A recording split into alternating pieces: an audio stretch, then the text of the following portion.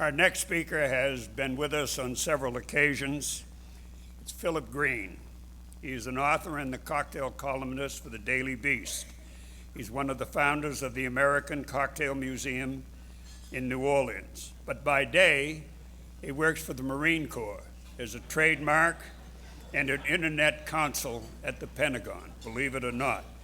Perhaps that's why he set his second following with alcohol. He's the author of 3 cocktail books, To Have and Have Another, a Hemingway cocktail companion, The Manhattan, the story of the first modern cocktail, and his latest book, A Drinkable Feast and Cocktail Companion for the 1920s in Paris. He will provide us with the menu for the Leatherneck Cocktail, which you will all be required to drink to the last dregs of the glasses in front of you as we have the toasts. Ladies and gentlemen, Mr. Philip Green. So I want to thank Charles Pink, General Hugo, the OSS Society for having me come back again this year, and for all of you for coming out tonight. It's a great honor. I've been the trademark counsel for the United States Marine Corps for just exactly 10 years, and it's been an honor to have worked many of those years alongside General Mattis and, of course, for Secretary Mattis. And I offer you my heartiest congratulations for winning the Donovan Award. Semper Fi, sir.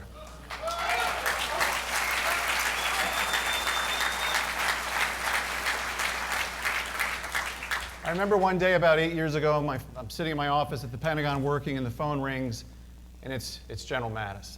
And I'm like, oh. Apparently, the issue concerned people were making T-shirts with his colorful quotations on them, and what to do about this. So, his quotations are legendary, such as, "I come in peace, I didn't bring artillery, but I'm pleading you with tears in my eyes, if you F with me, I'll kill you all." Or, "Be polite, be professional, but have a plan to kill everyone you meet." I'm actually wearing that one underneath my tuxedo shirt. "The most important 6 inches on the battlefield is between your ears." I don't lose any sleep at night over the potential for failure. I can't even spell the word. Marines don't know how to spell the word defeat. Yeah, I guess not knowing how to spell will get you a long way in this town.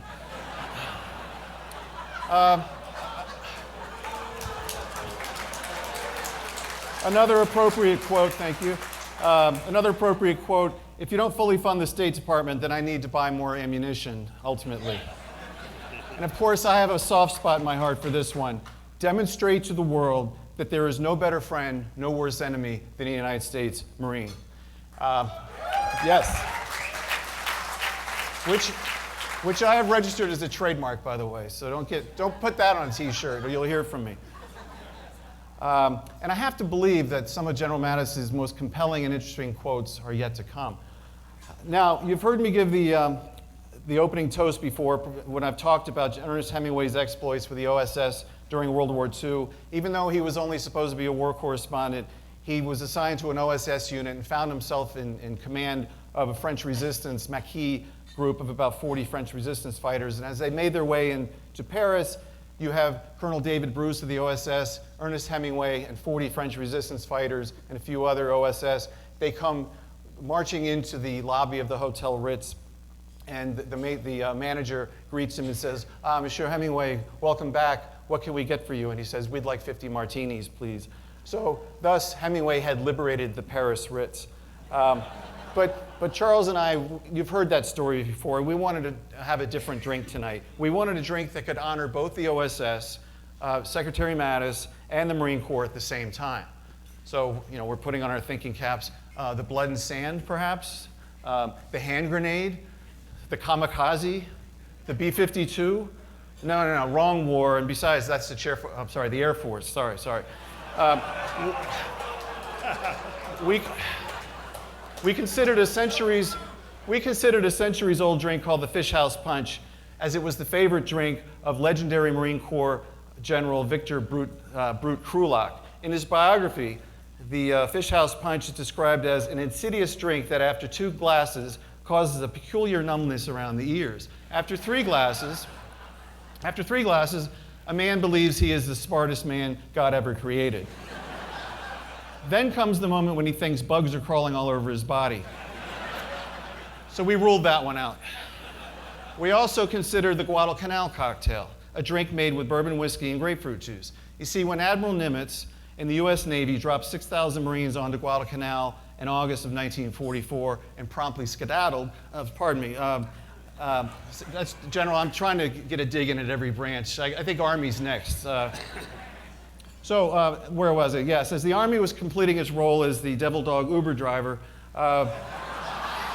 completing their mission, they were kind enough to leave about 100 cases of Old Crow bourbon whiskey. I guess the thinking was, after a long day fighting a fight to the last man enemy in the heat and humidity of the Solomon Islands, you need something to take the edge off, right? So the ever-resourceful Marines would mix the bourbon with their ration of grapefruit juice, and they would liberate ice from the Japanese ice house, and thus the Guadalcanal Cocktail was born. But that's still not the drink we're doing tonight. And some wiseacre suggested that we do the Pina Colada. If you like Pina Colada getting caught in Ukraine, we're not doing that one. No way. No, we decided, as I said, to find a drink that paid appropriate homage to Secretary General Mattis, and to have an OSS connection, and we found one, the perfect drink. It's the Leatherneck Cocktail. The Leatherneck was invented in 1951 by Marine Corps Major Frank Farrell, who at the time was also a syndicated columnist for the New York World Telegram. And we're honored this evening to have in our presence, at table 33 over there, Frank Farrell's daughter, Nina Reed.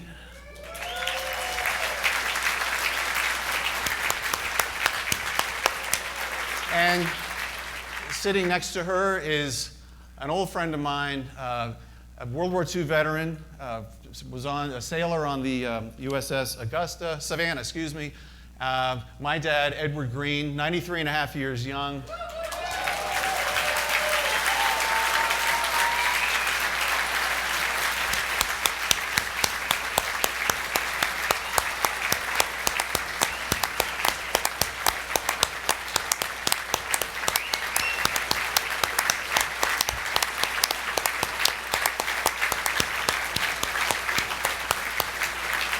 He also, I know he enjoyed that short film because he wrote a book back in the late 60s about the D-Day invasion for the Army Times. So cheers to you, Dad.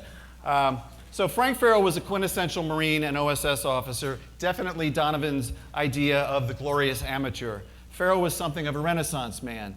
In 1939, he was the judge in the Miss America pageant. But before the war, he was recruited by the Office of Naval Intelligence to infiltrate a Nazi Bund in Manhattan, and ultimately got information on them, infiltrated them, and brought them down. Once the war started, he tried to enlist in the United States Marine Corps, but was rejected for health reasons, bad ticker apparently. But General Donovan pulled some strings and got him not only into the Marine Corps, but the OSS.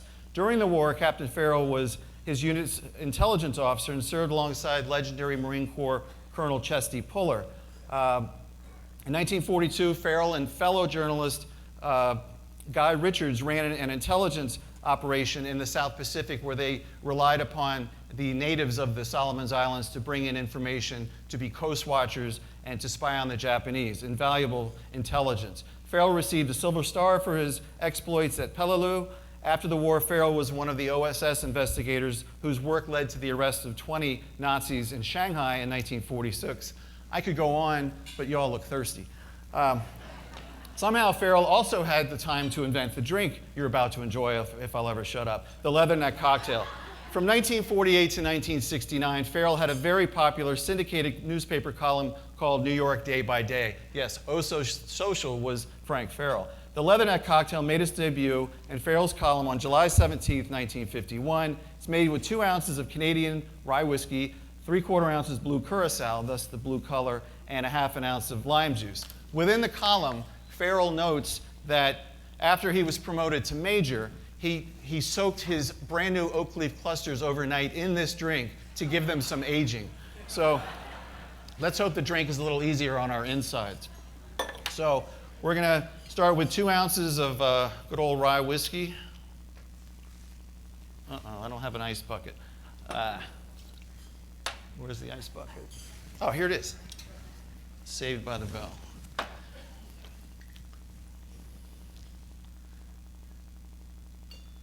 Silence reigns. Half an ounce of lime juice. You all are thinking, that could be useful in interrogation. And about 3/4 of an ounce of blue curacao.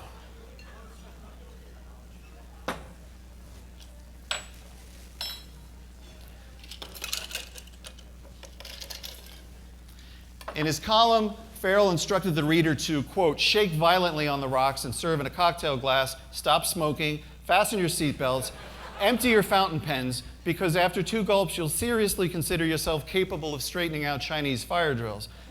It kind of sounds like that fish house punch. You know, these past few years, it's been such an honor and privilege to join with the intelligence community to help you all wet your whistle. Now, if you want to blow your whistle, I'll not discourage you. So